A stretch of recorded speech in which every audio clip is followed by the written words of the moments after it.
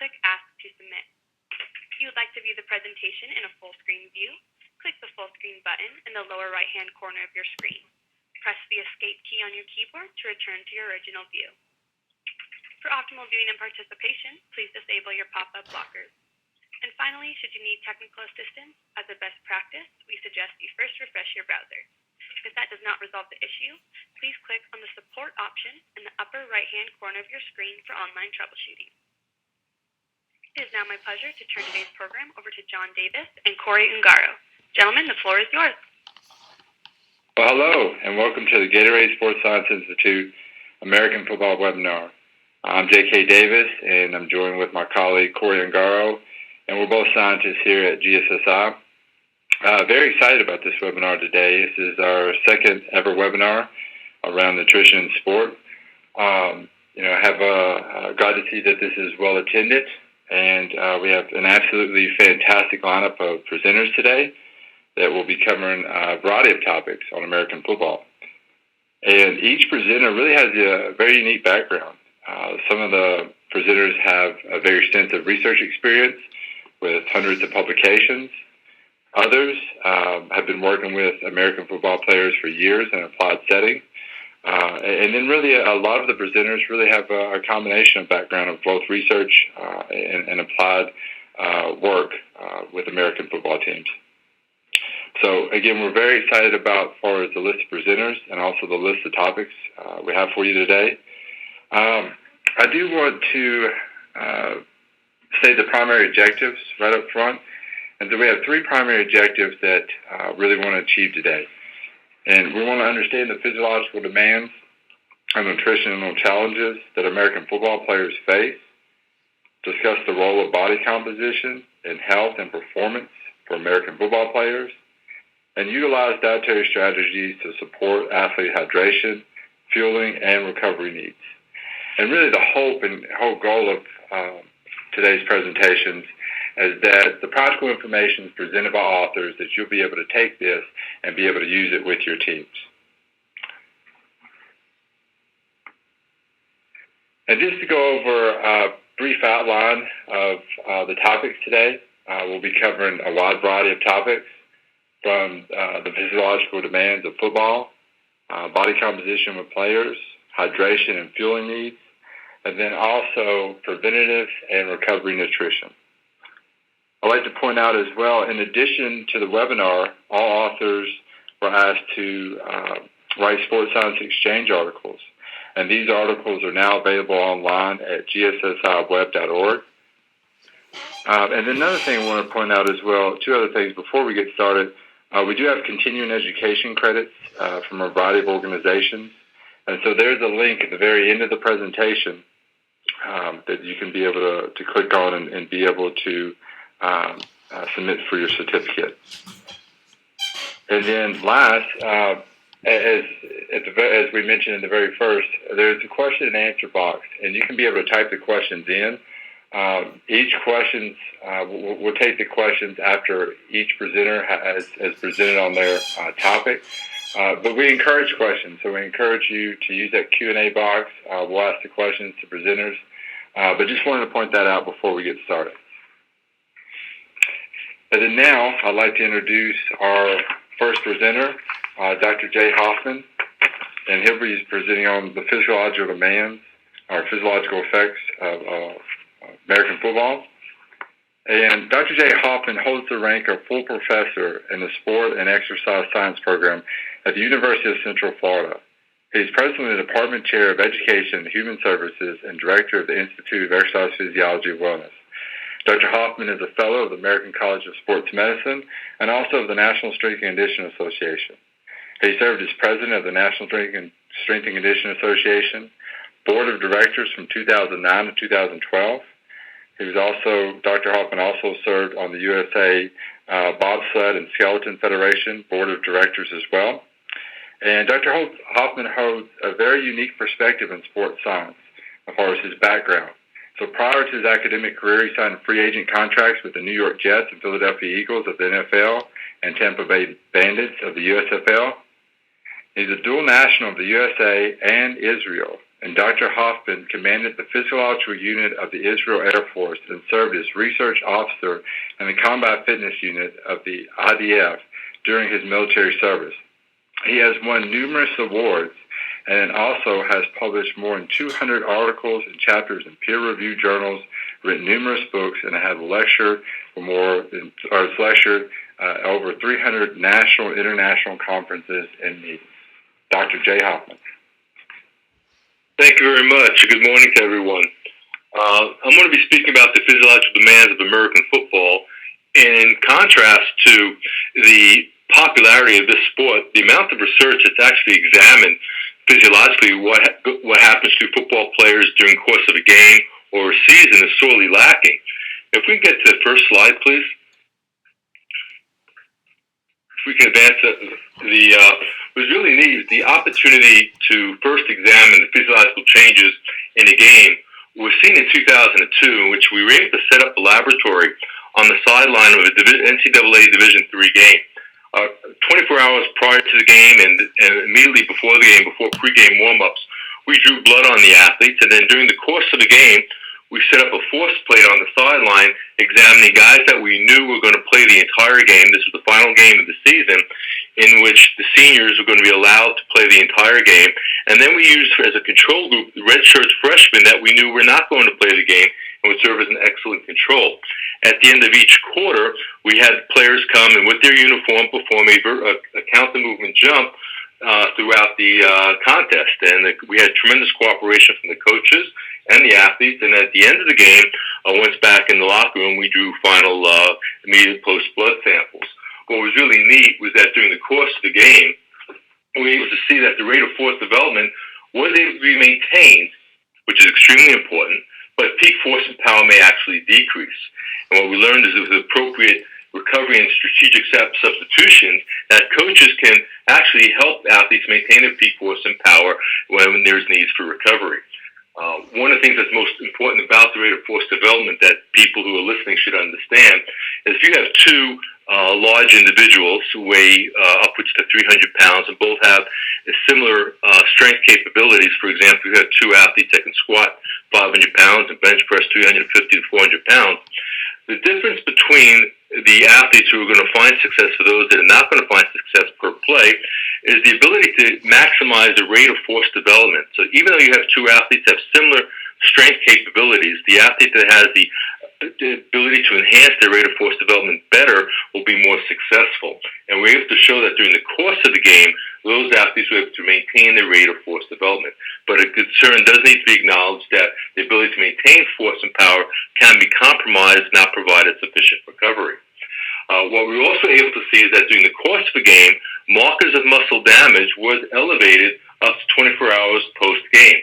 And these markers, generally myoglobin and creatine kinase, were seen to be elevated. Myoglobin is a molecule that's much smaller in dimension to creatine kinase and generally leaks out of a damaged muscle much quicker. Creatine kinase is a much larger molecule and generally takes a bit more time to leak out of the cell when it's damaged.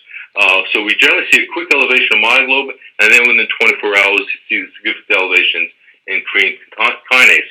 The results of that study clearly indicated that during the course of a game, for those athletes that played, there was a significant elevation in these markers of muscle damage. No changes were seen in testosterone, but significant elevations were seen in cortisol. Testosterone is a hormone, it's an anabolic hormone. It's generally used to determine ability to recover or anabolic processes within the muscle. We didn't see any changes in that during the course of the game, nor would we expect to see. But what was interesting was the elevations in cortisol, which is a hormone which is known as a catabolic hormone, which generally is elevated in times of stress. It's a metabolic hormone, meaning that if we see an elevation, there's probably some metabolic needs for the athlete during the course of the game. Testosterone remained the same, but cortisol concentrations were elevated immediately post-game, but returned to baseline by 24 hours, indicating that recovery was sufficient, but during the course of the game, there were some metabolic needs that resulted in elevation in cortisol. So, in conclusion, for the physiological effects of a game, the playing of a football game did appear to cause only minimal disruption of the adrenal testicular axis, but we were able to maintain performance measures during the course of the game, especially if substitution patterns were appropriate. Next slide, please. Next group of studies takes a look at the physiological effects of a season of competition. As mentioned, there's very few studies taking a look at the acute responses of the game. So that was the only study that I'm aware of that actually looked at that. In the course of the season, there's been several other studies, and it was a focus of a lot of the research I did in the last few years. One of the most interesting things that we found regarding the physiological adaptation during the course of a competitive football season was during the course of training camp, as one may expect. Football is unique than any other sport in that most other sports, the athlete has an opportunity to play his or her sport during the off season.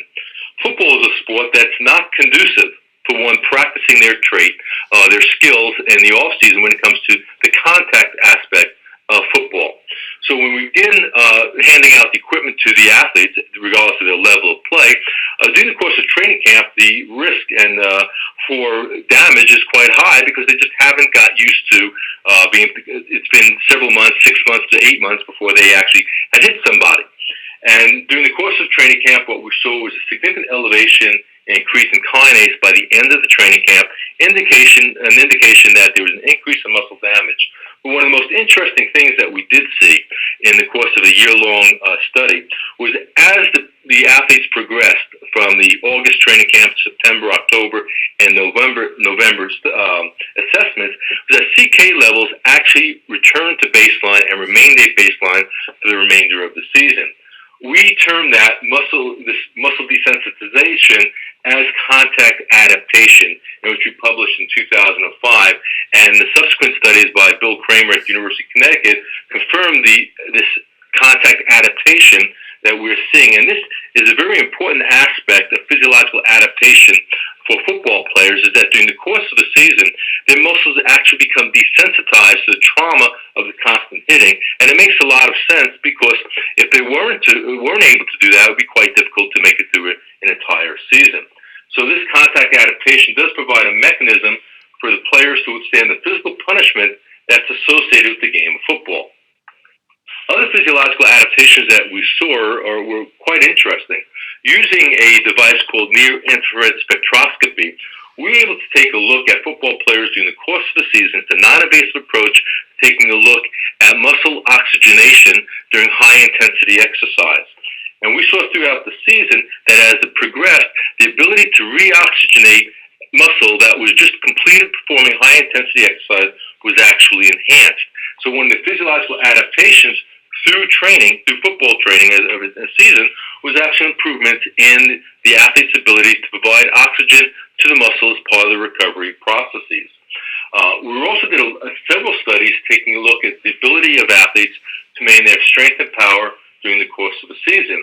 And we were able to show that as long as the athletes did a 2-day per week maintenance program, that their ability to maintain strength in both their upper and lower bodies was accomplished.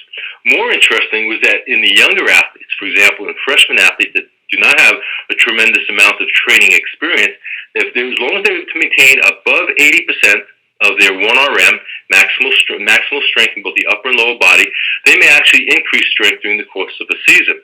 In the experienced athletes, sophomores, juniors, and seniors, and at the college level, we generally see a ability to maintain, but we don't see the same ability to actually improve strength. That's generally seen in the younger athletes. Important to that is that athletes are unable, for whatever reason, whether it be injury or fatigue, unable to maintain an 80% of their maximal strength. Their ability to maintain strength during the course of the season may be compromised. Next slide, please.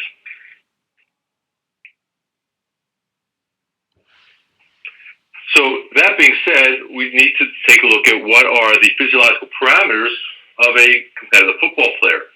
In the past 25 years, there have been a number of studies taking a look at the physical requirements to play American football, and I think it's well accepted that the stronger, more powerful, faster athlete will be more successful at various levels of competition. In fact, speed and power are probably the two predictors that separates athletes from various levels of competition. As well as including strength, but also differentiate starters from non-starters as well. So most athletes, most coaches, when they go on their recruiting, are looking for the stronger, more powerful extremely important on how they recruit because, as we've soon see in subsequent studies, the ability to cause physiological changes during the course of the athlete's career is somewhat limited. As you might expect, the greatest gains in strength appear to occur between the athlete's first and second year of competition. In fact, upwards of 8 to 9% improvements in strength are seen in college athletes, but the rate of improvement will decline in subsequent years. So there does appear to be a significant limit to how stronger an athlete can possibly get. Worse than that is that the athlete's ability to improve speed, agility, and vertical jump is actually even harder, and it may take several years of conditioning for it to see a slight improvement. So the coaches obviously all want to have their athletes become stronger, more powerful, and run faster. If you want to ensure having a fast team, the most important thing that a coach can possibly do is to ensure that they recruit fast athletes. There are limits to how fast an athlete can be. That doesn't mean that the strength conditioning programs are not without merit. It has an important merit. Obviously, we can make significant improvements in the early stages of an athlete's career. We can make athletes faster, and that's an important separation from making an athlete fast versus faster. The goal of strength conditioning, through whether it be increasing force at slow velocity movements or increasing force capabilities at higher speed movements, such as through ballistic training or plyometric training, we can make the athlete faster, but what we have to keep in mind is we're not going to take a slow athlete and make that athlete all of a sudden a fast athlete. We can take that slow athlete and make that athlete faster through well-designed training programs, but we have to be realistic about setting appropriate training goals and realizing that there does appear to be a limit of how strong, how powerful, and how fast we can get the athletes.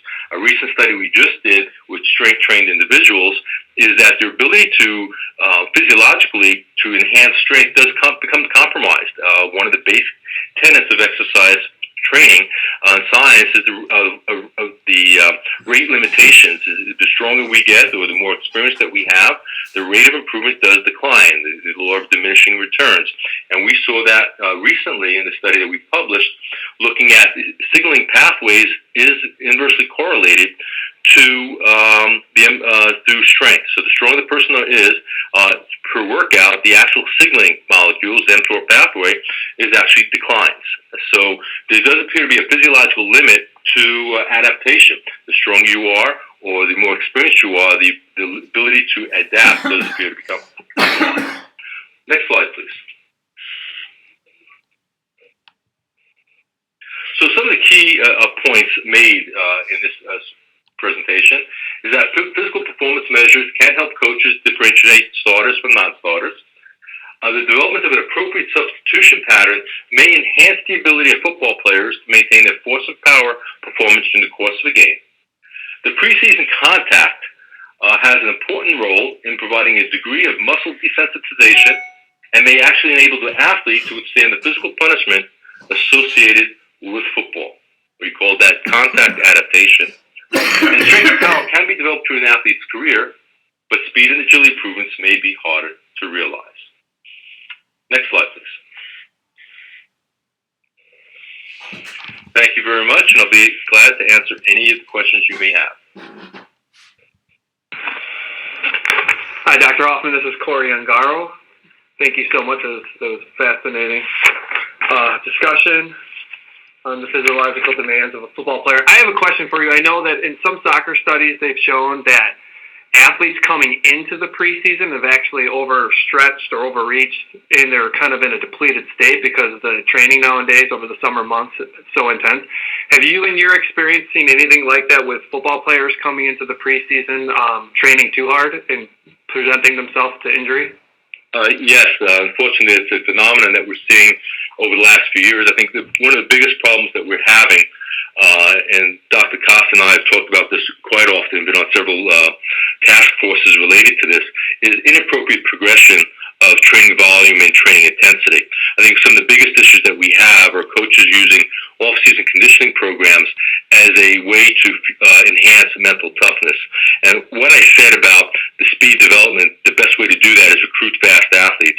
The similar idea has to be involving in developing mental toughness. If you want a mentally tough athlete, you should recruit a mentally tough athlete. The conditioning programs have very limited ability, and to try to create a conditioning program that enhances mental toughness could lead to only catastrophic outcomes. That being said, without having appropriate progression of intensity and volume, the chances of the athlete overreaching is sometimes there's a phenomenon called functional overreaching that we try to do to try to enhance performance. We generally see that in the athlete, the track athlete or swimmer, that we overload the athlete for a very short period of time to try to have a super compensation, brings the athlete to a physiological state above what they're normally accustomed to doing. But in the football player, because they place importance on a season of competition, that would actually make them at risk for overtraining, which can take upwards of 6 months to recover from. And that becomes a really bad phenomenon. And to compromise that, to compensate for that, is coaches seeing a decrease in performance may actually force the athlete to work even harder, or the athlete, a very highly motivated athlete, sees a decrease in performance, may work even harder, further spirals into this overtraining effect that if they realize what's occurring, take a step back, recover, and it may actually improve performance, or at least maintain performance.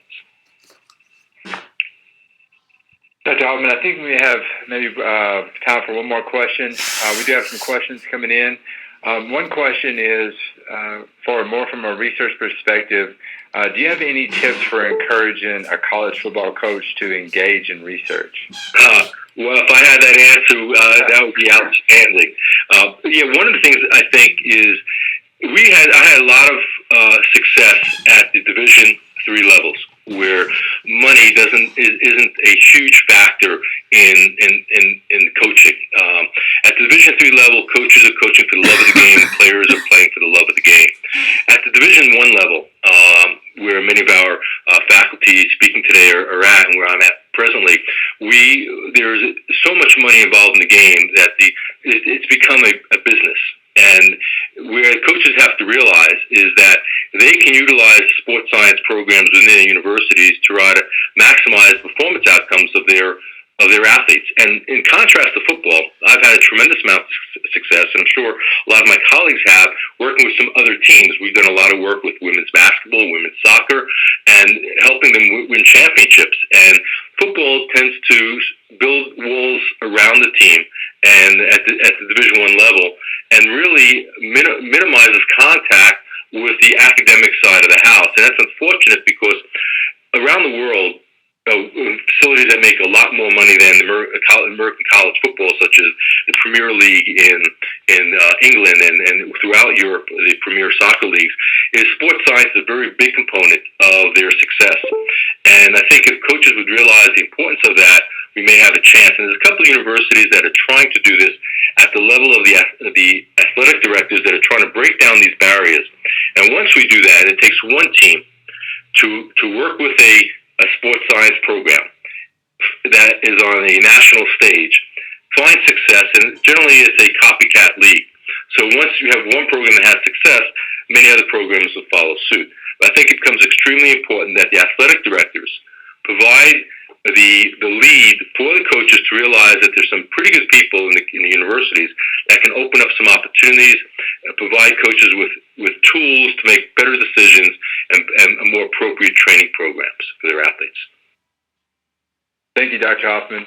We're getting a lot of other questions coming in, and just for sake of time, we're going to go ahead and move on. So just want to thank you for that excellent presentation. Also, just another reminder that all this material will be on gssiweb.org as in Sports Science Exchange, so you can get this. I know we're getting some questions on if people can download the slides, but all this information and figures will be available on gssiweb.org.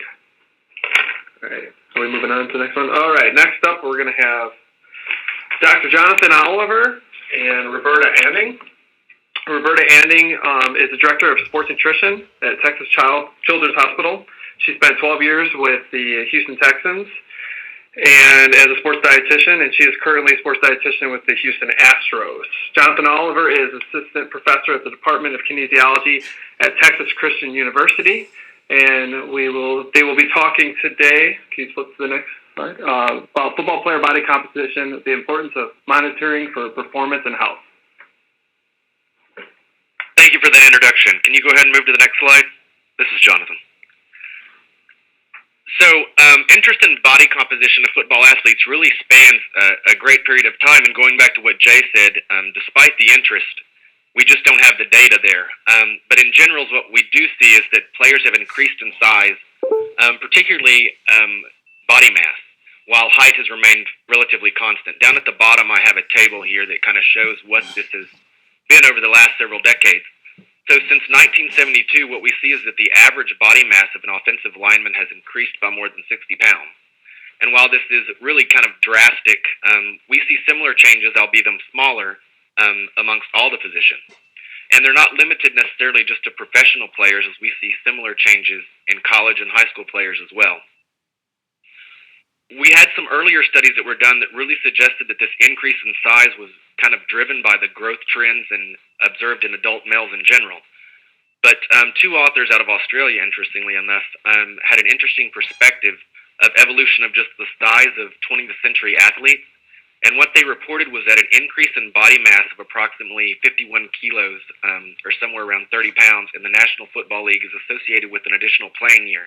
At that time, it was about 4.5 years. Now, the most recent reports are a little bit lower than that.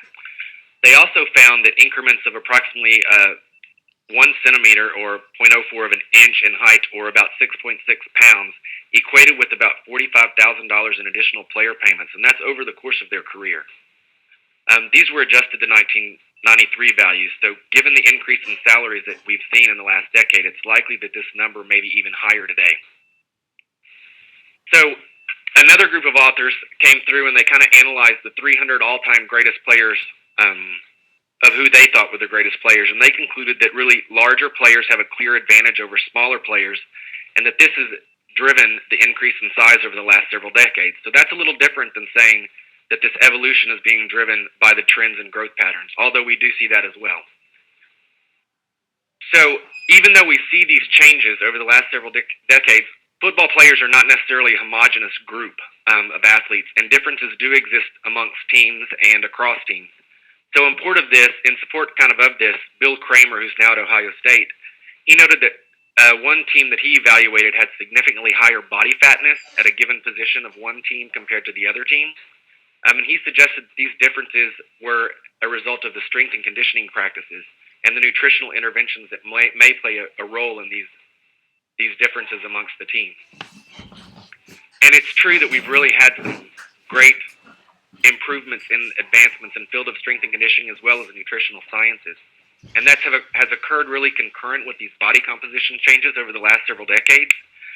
And that's evidenced by this increase in body mass not only being associated with increase in fat mass, which you do see here in this graph, but changes in lean mass are considered positive, and we also see changes, and this is associated with performance characteristics.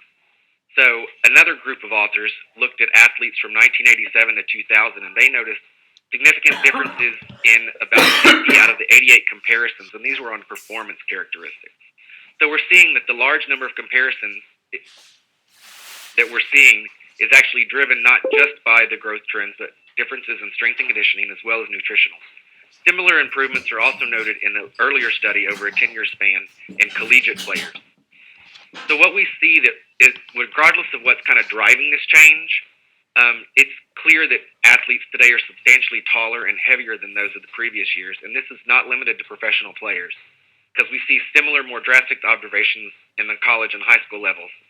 However, what we do see is that those athletes still remain a little bit smaller than the professionals, as only the most elite make it to the professional levels. A recent study done by Don Dangle up at Minnesota looked at a large group of athletes.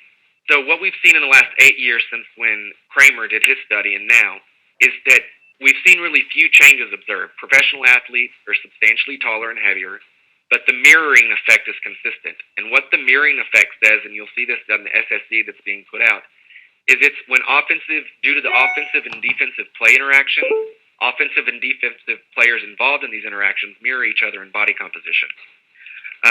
Kramer had reported some strategies back when he did his study in 2005 that there were some strategies incorporated, particularly from a coaching effort, to break this trend using, say, larger wide receivers intended to create mismatches, but as recently as 2015 at the professional level, Dawn is reporting a mirroring effect between offensive and defensive players.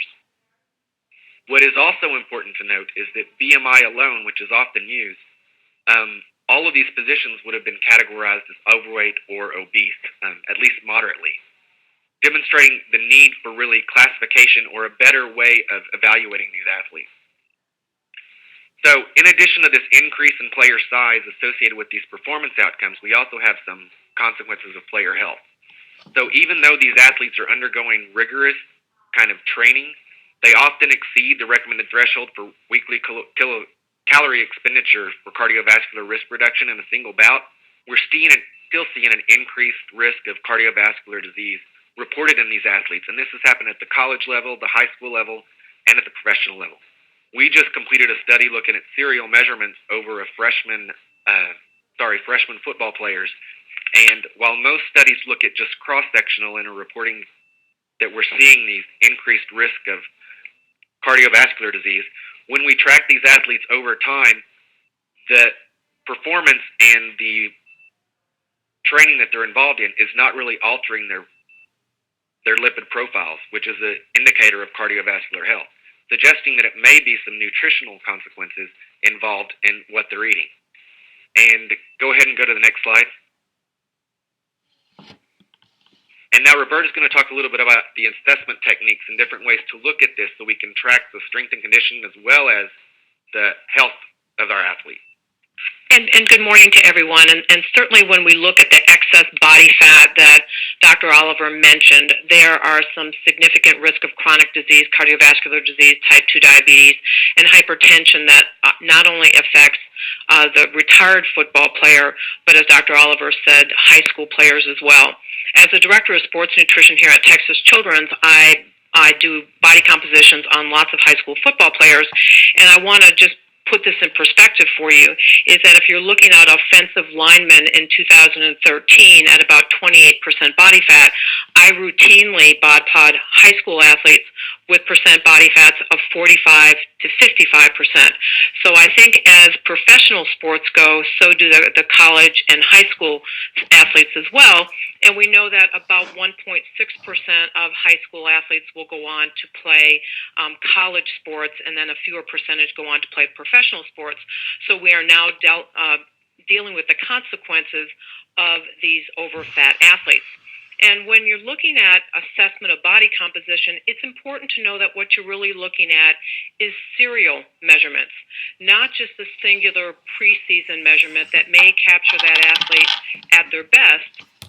And as Dr. Hoffman said, you oftentimes see elevations in cortisol and other stress hormones that may alter that body composition as the preseason goes on. So doing one-time measurement really doesn't give you the overall global view of how are you going to look at program development for your team. So for example, program development would be, how am I going to manage the injured athlete? Well, it's nice to have a baseline body composition on your athlete, but then what happens when that athlete is injured? What happens to their body composition? So doing these serial measurements can help provide guidance to your program development. And I'm pretty fond of saying that when you have an injured athlete, the goal is not just to weight restore him, it's to lean weight restore him. So what are the common assessment techniques? Well, certainly skin fold measurements are an inexpensive, albeit oftentimes inaccurate way of measuring body composition. And about 17% of the variance in skin fold measurements is actually due to the technician, even if the technician is trained.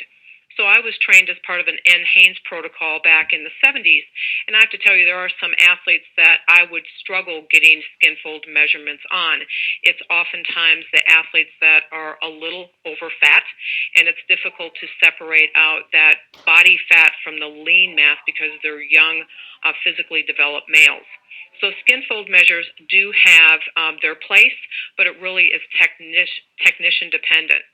Certainly the bod pod is commonly used in NFL teams, and according to the manufacturer, about 50% of NFL teams are currently using a bod pod, and this is the assessment technique that athletes are evaluated on at the NFL Combine. So if you're a Combine invitee, the bod pod is going to be the assessment technique that's going to be used. The hard part with the bod pod, as with all of these assessment techniques, is there are confounders. The confounder here is protocol matters. You have to have no food within 2 hours, no exercise within 2 hours, empty bladder, and if you don't follow the protocol, you're not going to get reproducible data. So it sounds easy to say, well, you just don't eat or exercise, but this is a football team. So when are you going to capture them at a fasted moment when their calorie needs are high and in a non-exercise state? So when I was with the Texans, I was in the weight room at 5 o'clock in the morning to capture people before they went to breakfast and before they participated in strength and conditioning.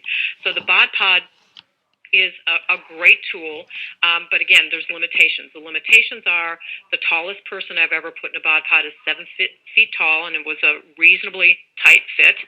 And so if you're claustrophobic or if you have excessive body hair, the body hair will actually make your athlete appear leaner, and so you have to have an adjustment for that. Although DEXA is commonly used in some of the bigger collegiate programs, the feedback I get from players is they don't want any exposure, any more excess exposure to radiation than they already get from multiple x-rays throughout the season for injuries. So again, comparing DEXA to bod pod, athletes will oftentimes refuse to have that done. And as Dr. Oliver said, BMI is ineffective, and I have a nice slide of Seth Payne, who was a defensive lineman, not a defensive end, when he played for the Texans, and his BMI was 37, so clinically obese, but his percent body fat was 19%, which is really exceptionally lean for a defensive lineman. And so if he was evaluated in his physician's office, he's going to be put on a weight reduction program rather than being quite impressed with his overall leanness. And we were able to monitor him through multiple injuries and watch that lean weight disappear as he became injured and then worked back towards getting his body composition to the way that it should have been. So if we can advance the slide, please. So our key points are going to be, regardless of the assessment technique employed, protocols must be followed. Body composition is best used as change over time to evaluate not only the strength and conditioning and nutrition programs, but also to give feedback as part of a sports science program. Players identified as over-fat are at increased risk of chronic disease such as metabolic syndrome, prediabetes, cardiovascular disease, and hypertension. And providing nutritional guidance, that's the role of the sports dietitian, to athletes at risk at all levels, from high school, collegiate, and the pros, may help to reduce the risk of cardiovascular disease. Then the criteria for metabolic syndrome is listed below, and so clearly monitoring blood pressure, preseason labs to look at triglycerides and HDL, and measuring that waist circumference can also be a pretty quick and dirty way of assessing risk and glucose intolerance. On a practical level, if you're working with high school and collegiate athletes and you don't have all this blood work, waist circumference and screening for the skin hyperpigmentation of acanthosis nigricans is a good look at the window of risk for your athlete. And thank you all very much, and we will entertain questions. Thank you so much, Roberta and Jonathan. First question I have, with the spread offense kind of taking over in college football and now making its way in the NFL, and yeah, it could be gimmicky, it could be out in 3 to 5 years. But do you see that as them coaches and programs taking advantage of the bigger athletes and the work to rest ratio changing and training these athletes to be leaner, not so much bigger, and faster to get around them and having more endurance? Do you see body compositions changing if that becomes more prevalent in the NFL?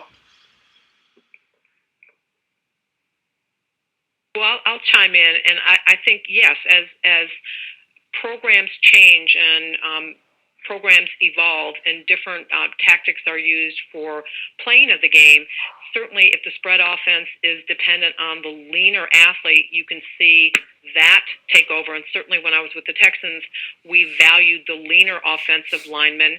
And as positional and coaching changes took over, now you see bigger athletes employed. So absolutely, I do think that there's going to be shifts based on the type of offense, defensive schemes that are used.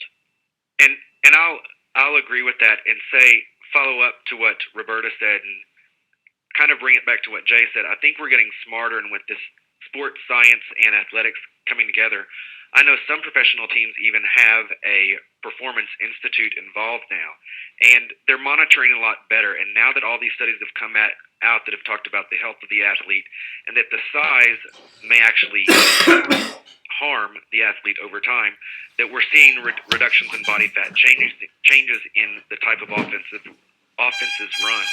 And we're going to start seeing changes in the positive direction. And it's all going to go back to this understanding that science and application really need to work together. Thank you. Another question we have coming in is resting heart rate a good measure to conduct with body composition to add to your understanding of their cardiovascular function? I say no. Roberta?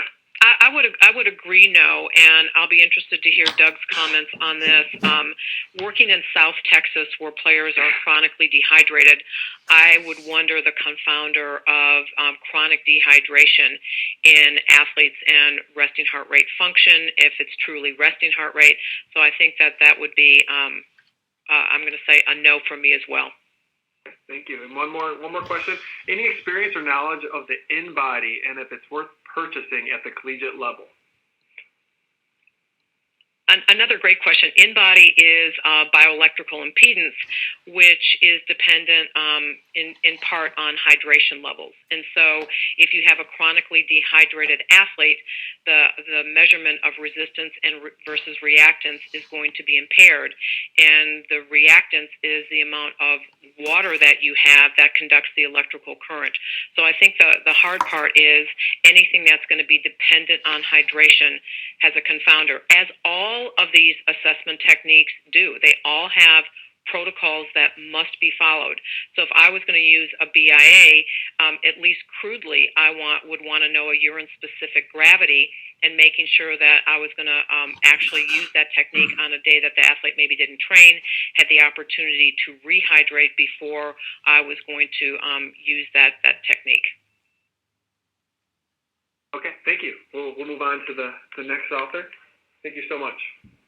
For our next presentation, we have Will Adams and Doug Casa presenting on hydration for football athletes.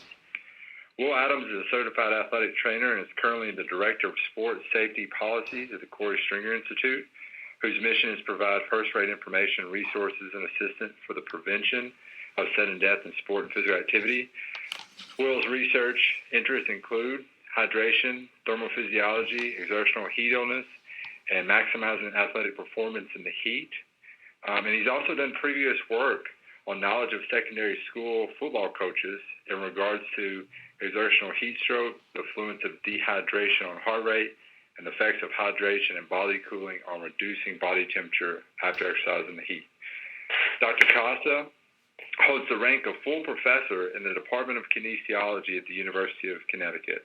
He has published more than 165 peer-reviewed publications and presented more than 350 times on subjects related to exertional heat stroke, heat-related illness, and preventing sudden death in sport and hydration. In 2008, he was the recipient of the Medal for Distinguished Athletic Training Research from the National Athletic Trainers Association. He is a fellow of the National Athletic Trainers Association and the American College of Sports Medicine. In 2007, he received the Bud Miller Distinguished Educator Award from the National Athletic Trainers Association. He has been lead author or co-author on numerous sports medicine position statements related to heat illness and hydration. He is also an associate editor of the Journal of Athletic Training and on the editorial board for numerous journals. Will Adams and Doug Casa. Thank you very much for the intro. This is Doug Casa speaking. I'm going to lead off, and then Will's going to do a section coming up. Can you go next slide? All right, so when we talk about dehydration or the concept of hydration in American football, It's kind of a really interesting topic to discuss because I don't think there's any sport in the world that potentially poses more challenges for hydration than American football. So when we talk about the basics, dehydration causes potentially cardiovascular and thermoregulatory strain, which ultimately can reduce exercise performance. Heart rate, is increased to maintain cardiac output, and ultimately you might reduce.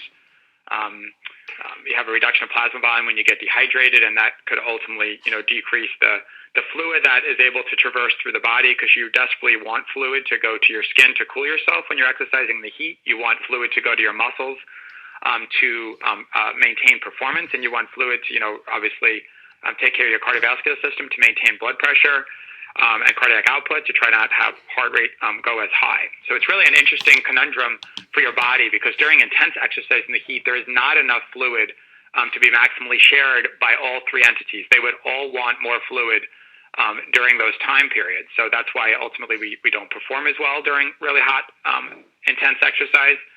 It's why our body temperature goes up. It's one of the reasons, and it's also one of the things to consider with cardiovascular strain that happens during activity in the heat. So obviously, if we are able to maximize the hydration process, we're able to keep more fluid in the body during that time of stress. So let's think for a second about the unique stress of American football and why it's kind of a fun sport to work with when we deal with hydration. Let's think of very unique entities. So first we have very unique environment. Most American football starts training at the absolute worst time of the year. So we start in the end of July, we start in August, very hot conditions, and in a big swath of America, very, very humid conditions, especially like obviously the 13 or 14 states that would be in the southeast.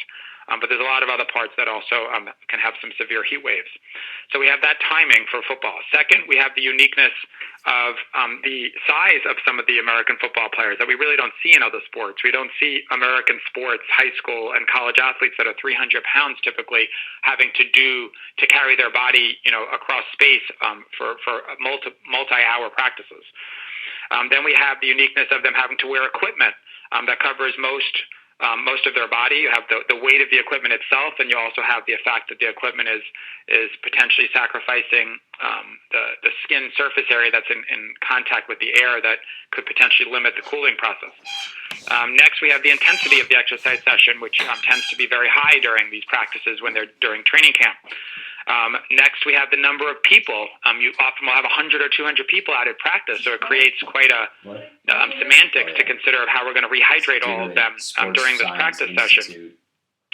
And then often you have people who are not heat acclimatized during this process, so you have an additional strain, that the body's going under during the first, week or so when they're exercising in the heat. So when you factor all those things together, American football creates, a lot of unique stresses. So next slide, please.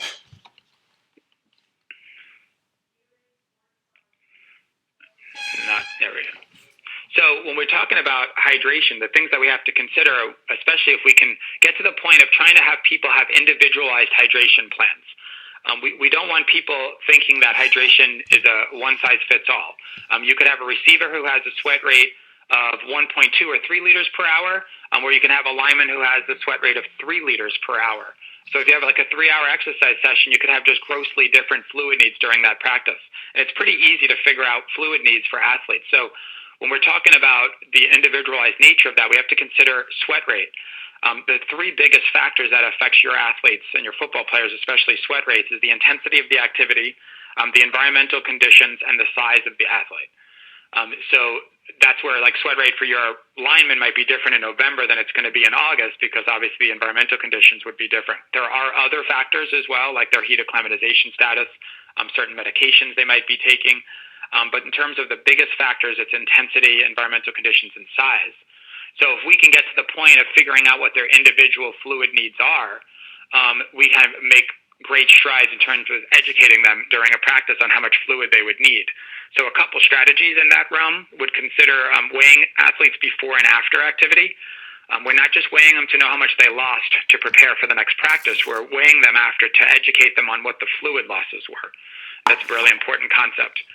Second, is just calculating sweat rate, which is a pretty simple thing to do if you weigh someone before and after a set exercise session. And there's a pretty simple method of calculating sweat rate, which is in the Gatorade Sports Science Exchange article.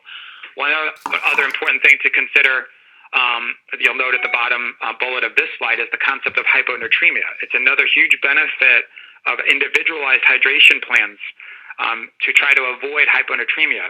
Hyponatremia is a potentially very dangerous consequence of athletes drinking too much fluid. This has happened in the past in long-distance running events. It's happened to soldiers. But recently, unfortunately, it's happened to American high school football players where, unfortunately, they drink more fluid than they need. So if we have athletes, understanding their own thirst and that would help them understand their fluid needs, also calculating out their sweat rates to get an idea of fluid losses, weighing before and after activity, that can help prevent the potentially catastrophic occurrence of hyponatremia. Next slide, please. So some practical strategies in terms of being on the football field is we encourage, I have a concept of called 3 C's. It's not on this particular slide, but if it helps you remember, the three C's are, one, making sure that the fluid is convenient. You don't want people having to walk far and long during breaks in practice to try to get the fluid. Second is keeping it cold. If the fluid is kept cold, they're going to be able to drink more. And the third is container, meaning if they have their own individual container, that's a much easier process of trying to educate them. So I'd recommend, you have a big cooler, you have some, big water bottles kept inside of them with the athlete's number on them, and they can keep track of the fluid they're drinking during activity, which really helps the athletic trainer know how much they're consuming, especially during an educational process. Next slide, please.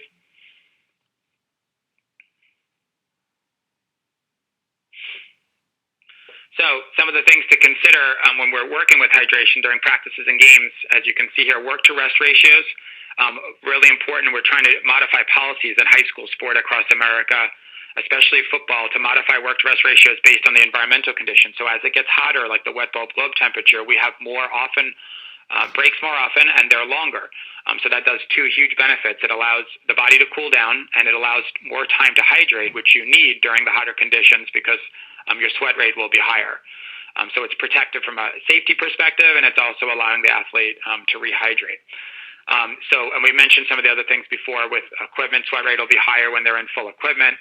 Obviously, the beverage types, if you're able to have beverages that they enjoy more and they're more palatable for them, they might be able to consume at a better rate during practice. Just keep in mind, if an athlete has a sweat rate of 2 or 3 liters per hour, they might only be able to drink like 1 or 1.5 liters per hour during practice. So they're still going to be dehydrated after. That's just a reality. But if we can keep their percent dehydration maybe under 3% of body mass loss, that's kind of, I think, an ultimate goal during practice. They're going to get a little bit dehydrated, but try to minimize the extent of the dehydration. And obviously, you see at the end, urine color is a great way for an athlete throughout the day to get spot checks on if they're hydrated, especially heading into a practice session. Next slide. Will, you want to cover this one? Yeah, sure. Good morning, everyone. So as Doug's already discussed, as levels of dehydration increase, a person undergoes both cardiovascular as well as thermoregulatory strain, which can affect both performance and safety. Scientific literature has shown that for every 1% of body mass loss from dehydration, body temperature increases roughly half degree Fahrenheit, and heart rate increases by about 3 beats per minute. These physiological changes with increasing levels of dehydration can cause both performance deficits as well as increase the risk of heat illness. So I want to draw your attention to the table on this slide, and we have isolated the various skill positions associated with football. So we have defensive backs and wide receivers, running backs, quarterbacks, and linemen, and we have estimated typical sweat rates that have been found in persons with these different body mass sizes, etc. We've also depicted the percent body mass loss of these individuals based on estimated fluid consumption during a 2-hour practice. So we have 0%, 50%, and 75%. And then you can also see the magnitude in the increases in both body temperature and heart rate based on the associated levels of dehydration from the fluid consumption. And these, obviously, with the larger levels of dehydration, have both performance and safety implications. So, based on the estimates from this table, we can see that minimizing fluid losses during activity can mitigate the rise of both body temperature and heart rate and improve overall performance, at least from the perspective of hydration. Next slide.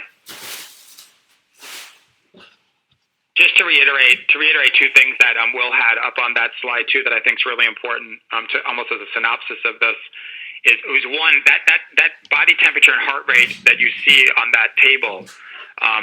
That's the bump. That's the extra bump you're getting because you're dehydrated. That's not how much hotter you're getting during the practice. That's just the extra because of your dehydration. And that we have to be very specific. This is during intense exercise in the heat. Those relationships are not the same. You don't get the same effects of dehydration when it's cooler conditions or it's not as intense. That's intense exercise in the heat. That's an important reminder from those concepts, because during football practices, linemen are typically they'll typically be 103, 104, even up to 105 body temperature during intense exercise in the heat, while continuing practicing, no signs of heat illness, but it shows you how close sometimes they can be to danger zones, and why we need to take really good care of them and keep an eye out for them during those sessions. So key takeaways here, dehydration that's greater than 2% or 3% of body mass loss is when you're going to start to potentially see performance decrements. Planned individualized hydration plans is a strong recommendation because people can vary a great deal in their fluid needs. Protective equipment worn during football is going to create different stresses for them. So your football player is going to be unique compared to your other athletes. And during intense exercise in the heat, the risk of dehydration obviously can influence performance. But we also believe, although evidence has not shown this yet, we do think it could increase the risk of exertional heat illnesses because you're exaggerating the amount of hyperthermia. So we would rather try to minimize that, the amount of hyperthermia that happens. That's the end right there. Okay, we got quite a few questions coming in. One very interesting one is there's some interesting work with jockeys showing habitualization to dehydration. Have you seen this in football players? Not at all. It's different with would be different with a jockey and a football player in that a football player is having to exercise at a much higher percentage of their VO2 max consistently during the activity, and there creates a much greater cardiovascular and thermoregulatory strain. So the comparisons for me wouldn't be similar. We don't see some kind of like what you would say an adaptation or almost like an acclimatization to being dehydrated. All right, another question we have. Do you encourage footballers to use thirst as a dehydration gauge, or do you try and avoid footballers being thirsty? Okay, that's a good question. Thirst is a great guide for a person to have an overall indication of their hydration status. We definitely want to educate that thirst can be a good indicator, because if an athlete is thirsty on a football field, that's a great clue that they need fluid. And to be honest, during activity, because we don't have great technologies yet that people are trying to develop, we don't have great ways of knowing hydration status during activity while they're in full gear out on the field, because they're not going to be checking their urine status. We don't have ability to weigh them during a practice. So thirst can be real time can be a helpful indicator for somebody. We like to combine that with people having a clue about what their hydration needs are, because if they very consistently lose 2 liters per hour, like they do that every practice during intense exercise in the heat, and the practice is 3 hours long, we have a pretty good idea they're going to lose 6 liters. So we want to maybe try to get 4 liters back in, so that they might only be 3 or 4% dehydrated when they walk off the field, instead of being 7 or 8% dehydrated. All right, I think we have time for one more question. And this question are thoughts on false sense of attaining hydration during our rehydration protocol based on athletes' urine color. And so they give the example that large bolus during recovery can produce clear urine when still far from rehydrated. Yes. So, yeah. That's a great question and a great point. Yeah, urine color is not going to be the perfect solution. Urine color can be useful just during the time course of their normal day, when they're in school, when they're at home. If they're going to the bathroom, lunch the day after practice, and their urine color is dark, that's just a good general indicator that they're probably dehydrated. But it's totally true that a very large bolus of fluid can produce urine color that might not be completely indicative of their current hydration status. That's the great advantage of weighing in and out of a practice session, because if you're 6, 7, 8, 9 pounds lighter after the practice session and you have to practice again 4 or 5 hours later, it at least gives you a general idea of where we're trying to get back to before the start of that next practice or before the next morning when we start again. All right, we're going to end up moving on to our next presentation. Before we do, just want to thank you, Will and Doug, for a fantastic presentation. And I'd like to present our next author, next presenter, Dr. Jackie Burning, will be presenting on fueling a football team. Dr. Burning is a professor at the University of Colorado at Colorado Springs and chairs the Health Science Department. Dr. Burning's expertise is in sports nutrition and teaching students and athletes how to make wise food choices for increased performance. She works extensively with collegiate athletes at the University of Colorado, where she consulted for more than 20 years. Additionally, she was the nutrition consultant for the Denver Broncos for over 25 years, where her role was to teach young football players the importance of nutrition. Jackie was also the sports dietitian for the Cleveland Indians for 18 years and Colorado Rockies for 8 years. Dr. Burning is currently the sports dietitian for the University of Colorado at Colorado Springs Athletic Department and is a member of the U.S. Lacrosse Sports Science and Safety Committee. She has won numerous teaching awards and recently received the Academy of Nutrition and Dietetics Foundation Mary Abbott Hess Award. Dr. Jackie Burning. Thank you. It makes me sound like I'm 100 years old. So I'll get started. So if we can go to the next slide. So pleasure to be on this, and thanks to Gatorade, the Sports Science Institute, for putting this on, as I think this is going to be very helpful for those practitioners out in the audience. So my task was talking about fueling a football team, and I just want to point out that diet is a factor in human performance, and I don't care what your God-given talent is. I always refer to my elite football players as Porsches, and on any given Sunday they were supposed to go out on the field and run up and down for 4 quarters, and we always expected them to win. The problem is that some of them were putting in diesel fuel in a tank that required super unleaded, and I don't care what kind of shape they're in or what their body composition is if you're putting in the wrong fuel, there's no way I can even back you out of the driveway, let alone drive you down a football field for 4 quarters. So nutrition plays a big role. I think part of the information that I'd like to relay is that important for football players to remember, and those who work with football players, of the fuels and the substrates that football players use.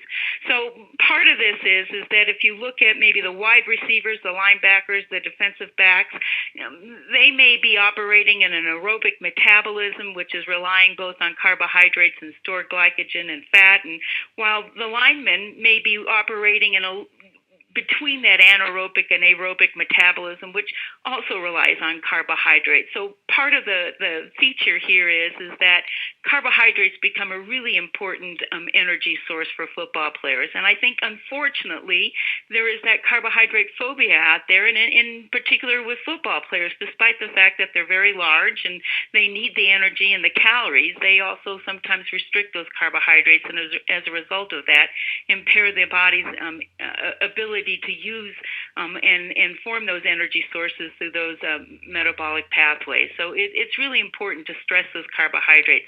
One of the items that I stressed in the Sports Science Exchange article that is out is the fact that I think what we have to start using is carbohydrate availability. It is no longer a one-size-fit-all or one prescription carbohydrate dose for all. I think we've kind of had that theme throughout this morning is that it's different in body size. One size doesn't fit for body size, for body composition, for hydration, and it doesn't necessarily fit for nutrition either. So you will find that different players require different amount of carbohydrates, and if we can match those carbohydrates up with the energy that they're expending in this carbohydrate availability, I think what we find is that more football players and more athletes are more likely to follow those guidelines because they're more prescribed specifically for them and match their energy output. Speaking of energy output, again, it depends upon their physical characteristic. It depends on the position on the team, and the kilocalorie intake can pretty much range from anywhere from about 5,000 all the way up to almost 7,000 kilocalories per day. So again, in the article, I listed by position and by body composition some of the energy requirements. And I know that most of the people listening are probably either interested in football or work with football, and I think the important part is that you have to have a variable range of energy intake depending upon that position and depending upon the body composition. Along with the protein and looking at those macronutrients, I think for a number of years, and I think that the persuasion is still out there, is that, you know, protein is the thing that football players need to eat the most of. It's a strength sport, and therefore I need increased, stronger muscles and increase in muscle mass. And I think that many times football players eat protein at the expense of carbohydrates. And, you know, Long and colleagues and others have found that collegiate freshman football players were primarily concerned about consuming enough protein and believed that protein was the main energy source for exercising muscle. And then I think many of the younger football players believe that they need to be taking extraordinary amounts of protein, and again, at the expense of carbohydrates. I can remember talking particular to players that were consuming, when I was talking to a team, about 300 grams of protein in a shake. I asked them how many times they did that during the day, and they told me twice, in addition to their dietary protein, and sometimes it calculated out to about 900 grams of protein a day. So again, that notion that we need to dispel and educate our athletes that protein is necessary, and you'll hear that from Dr. Barr and Lisa Heaton coming up, but not at the expense of carbohydrates. If you can go to the next slide, I talked just a little bit about fats in the paper, and the paper is basically saying similar stuff that Roberta had talked about, is that we do have some football players at risk for cardiovascular disease, for metabolic syndrome and hypertension, and therefore we do need to make sure that those fats that they are consuming are healthy fats. So we also want to get, you know, science-based or evidence-based information out there recommending what they should be eating during, pre, during, and post-exercise. There's a lot of, again, speculation on what's happening pre, during, and post-exercise. And part of this is that I think is just things that they're used to, things that they have found that have worked in the past. And certainly, I think that if things have been working in the past and they're having no GI upset and no problems with going out and playing, I generally kind of stick to them because sometimes they can be winning food. However, I think the general information is that a pregame meal is important in order to bring blood glucose levels up, and particularly to have energy flowing to the brain during the game. And you don't want it so large that a player or so small that a player is not hungry, you know, so they're not hungry during the game, but you don't want it so large that it leaves the undigested food in the stomach. And I think this sometimes happens, especially in rivals or big games, that if somebody is eating too much, that, you know, usually when the national anthem is being played, that player's on the sidelines usually throwing up his pregame meal because he ate too much. Remember, as they tend to get more nervous, you slow down digestion, and as digestion is slowed down, and I have to go out and put in a pretty intense set of downs in here, then they may get some GI upset.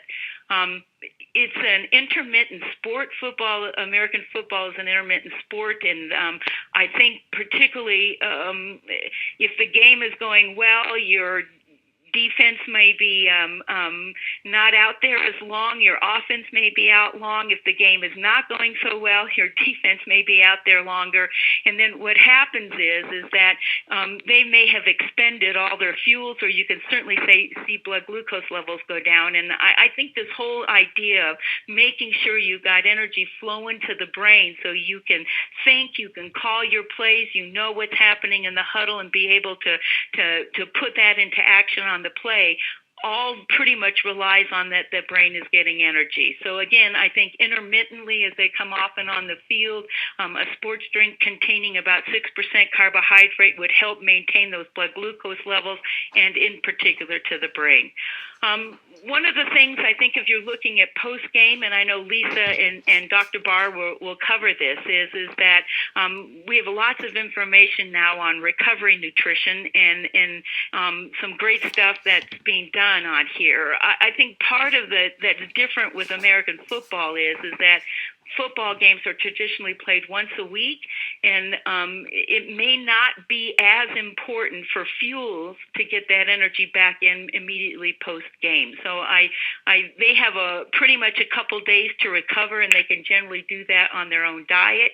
However, I think during the practices and the leading up and the two-a-days, those are probably when you really need to focus on making sure that there's recovery nutrition, because they are practicing and doing that kind of training maybe twice a day during early season or preseason, and again, leading up to those games, they're working pretty hard and need to have that recovery nutrition. I also just want to point out that training tables have drastically changed over the last 15 years, particularly when I started working with professional football. You were lucky if the Roach coach pulled up and you could pull a sandwich off of there in between the meetings and getting out on the field. Today, a lot of NFL teams are actually revamping their whole buildings and workouts, and they've put in whole new kitchens in there and cafeterias. So they're hiring dietitians, which is a really great thing, and looking at the food service. And today I think the focus is primarily on making sure that fruits and vegetables and lean proteins coming in, and that the carbohydrates they are consuming are whole grains and primarily fruits and vegetables, and the fats that they're serving now is those low fats, focusing on the polyunsaturates, and it's really a good thing. So I think that whole food service and that whole training table has actually drastically been changed, and I think it's happened and been led primarily by the NFL. I also think it's now also changing at the collegiate level. I know up at the University of Colorado Boulder, they've just spent $50 million redoing their athletic facilities, and within that is a brand new kitchen in which they are again changing the food service on there. So next slide, please. I put this together, and this is kind of a practical piece that I think that many of the people who are listening to this can actually go in and download this off of the article. But again, I think this is focusing on the protein requirements, and I put this together based on body weight. So if you're looking at different players' weight, if you have the kicker on the team, you can look at this chart, find out his weight in pounds and kilograms, look at the range of protein that's recommended, and then actually look at the food on here, and then you can plan your diet around these proteins. What I find is that in general, most of them can make the food choices and get the protein in through food. In some cases, when you're traveling or there's not enough time, you can certainly use an additional supplement in the form of a protein shake.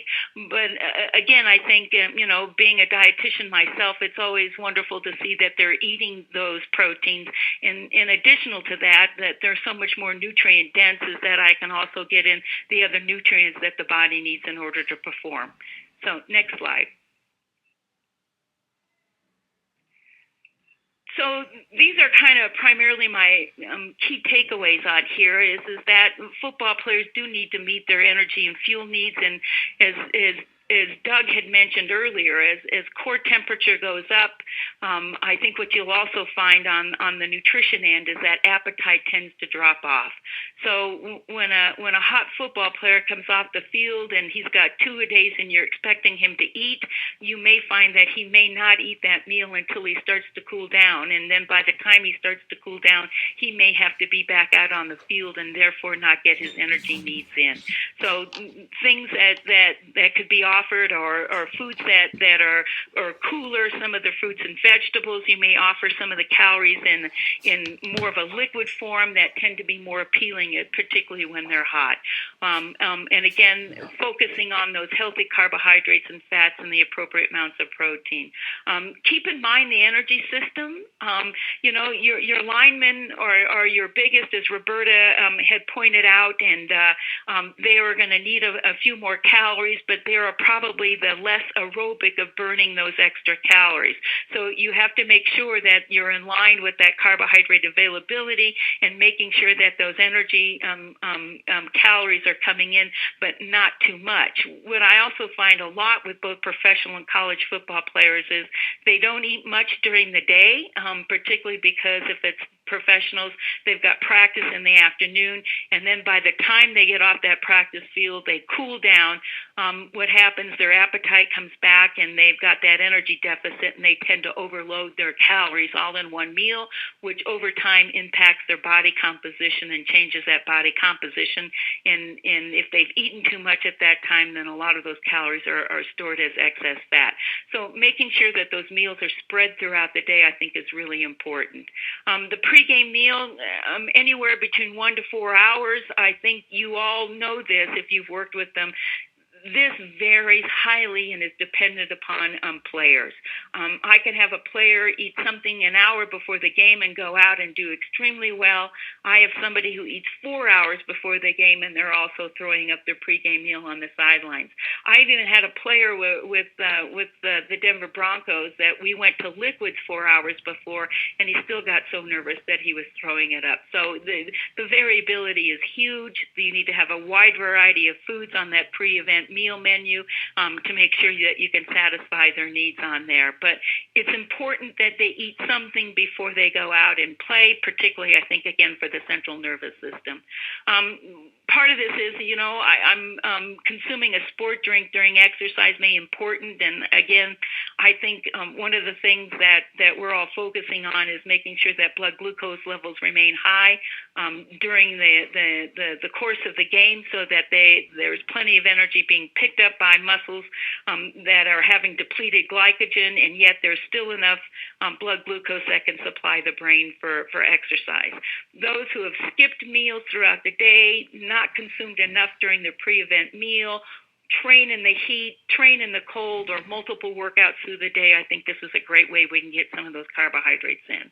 And then lastly, it's just, the training table has changed. If you're with a team that has not changed this training table, I think you're going to be at a disadvantage looking here into the next seasons and in the couple seasons down the road. It really has changed. What we're feeding these athletes has changed and improved greatly in quality and nutrient content. And now I think we need to focus on making sure that those healthy fats are on the table. I know, for example, I think one of the NFL teams at one point had adopted the American Heart Association. I think that was Roberta's works down at the Texans, just so that we could maintain that healthy fat level, because despite the fact that these are NFL football players, they do retire, and unfortunately there's a much greater risk for cardiovascular disease and metabolic syndrome after that retirement. Next slide, I think, is the question, so I'd be happy to entertain and take any questions. Actually, was in Chicago a couple weeks ago before the draft and took my picture behind my team. All right, thank you so much, Dr. Burney. We've got multiple questions coming in. I think we only have time maybe for one for this segment. But we do have a good question, and it's, if you have the advantage of DEXA, where you can determine lean body mass in grams or pounds, would it be more beneficial to determine protein requirements relative to pounds of lean body mass versus kilograms on the total scale weight? So I think access to DEXA is great. What I worry about here is that, as Roberta had pointed out, you want to do serial measurements throughout the season, and what I worry about is that excess exposure to radiation over a season. And remember, if some of these athletes are also being X-rayed for injury or potential injury or neuromuscular type of injury, they're also going to get X-rayed. So I think I'm cautious about that, and that's why I think you see more of the bod pod in there. The conversion between kilograms and pounds, was the part of the question on here too? Yes, that's correct. So we usually do it in kilograms here, and what I did with the university. So I usually use kilograms, and then I usually translated it into pounds because most of my athletes and students are probably working on a pound basis on here. All right, great. Thank you so much, Dr. Burning, for the excellent presentation. And now we will move on to the next portion. All right. See if it comes over. There we go. All right, next up, Dr. Keith Barr, right? Next up, we have Dr. Keith Barr talking about training and nutrition to prevent soft tissue injuries and accelerate return to play. Dr. Barr formerly worked with the University of Michigan as assistant strength and conditioning coach.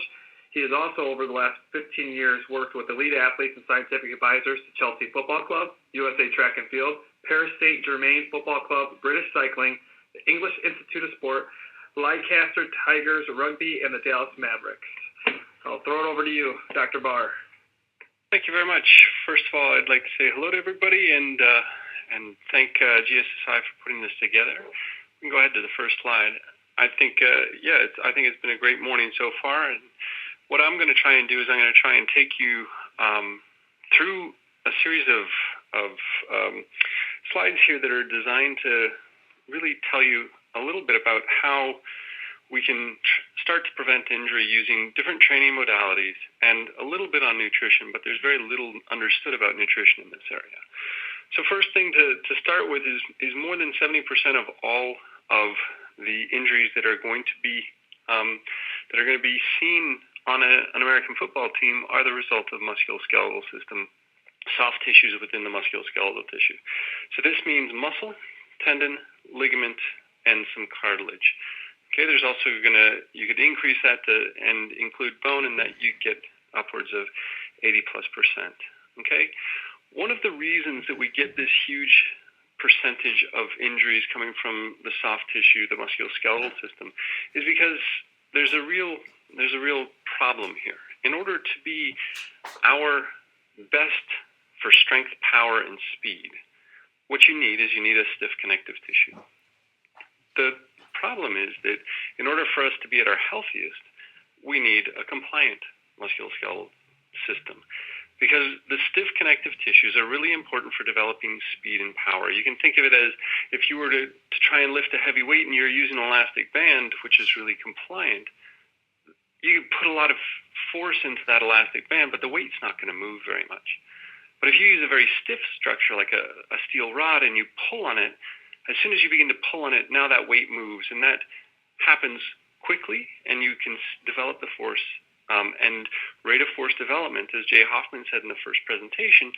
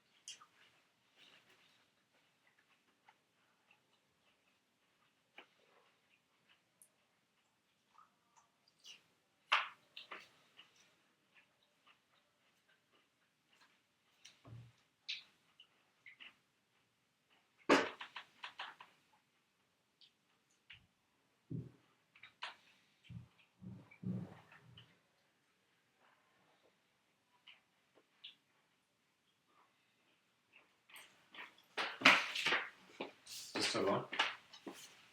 No. You recording something?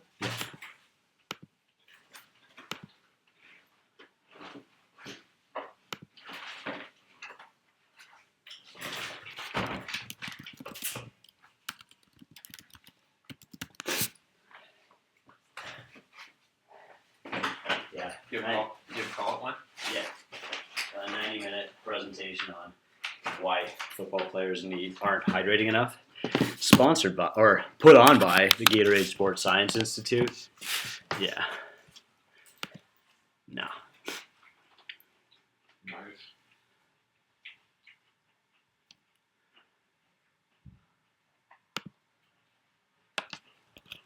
You go in there, hard drive? There we go.